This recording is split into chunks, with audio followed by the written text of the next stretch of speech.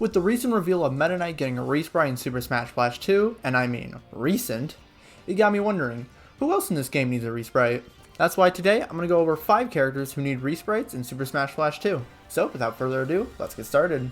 Goku honestly doesn't feel very inspired at all. I've never watched Dragon Ball, and even I can tell he's fairly bland. It's really only his special moves that show how powerful Goku truly is, and I don't feel like Super Smash Bros. 2 shows it that well at all.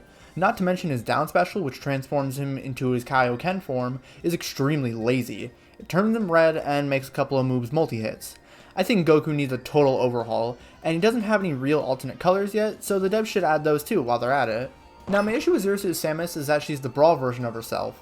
Now I know that Super Smash Bros. 2 released even before Smash 4 came out, but this version of Samus just isn't fun compared to how she plays in Smash 4 and Ultimate. The Brawl version of Samus is just uninspired and uses the same few kick moves and her laser thing. I think her resprite should not only include some more detailing in her sprite, but should be more in line with how she plays in Ultimate. This one is just about Falco, but for good reason. My issues with Falco are mostly the same for Samus, as he's the Brawl version of himself. I have more of an issue with Falco being his Brawl version because we already have Fox in the game who's very similar to Falco. Now they're not totally the same, but it's similar enough to where it feels just pointless. Personally, I really don't like Falco in Ultimate at all, but for the sake of changing things to make him unique, I think it needs to be done. Honestly though, this is probably the most fun Falco I've ever played, so I'm kind of back and forth on if I want Falco to be changed or not. If you made it this far in the video, you clearly like it a lot, so why not subscribe? We're almost at 1,000 subs, and when I reach it, I'm going to make a huge comparison video of Super Smash Bros. 2 versus Super Smash Bros. Crusade, so subscribe. I'm putting Zelda and Sheik in one spot because they still transform between each other like in Melee and Brawl. I want both of these characters to be fully fleshed out and not to lose a special move just so they can transform. They already have separate spots on the character select screen, so I don't see a reason why they can't be split.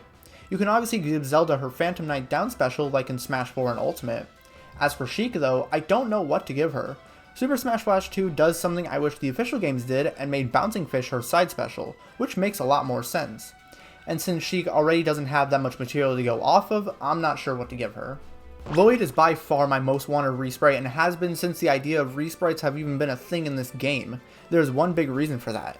Lloyd was one of the first characters to be put in Super Smash Bros. 2, and he's had the exact same sprite for over 15 years now. Obviously some things have changed in that time, but for the most part he's been the same character for a decade and a half. Not to mention a lot of his moves seem kinda generic. His specials are great, don't get me wrong, but everything else seems really weak, animation-wise and power-wise. There's a couple other characters I could have mentioned like Pikachu, Fox, or Black Mage, but I just wasn't as passionate about resprites as the ones I did pick.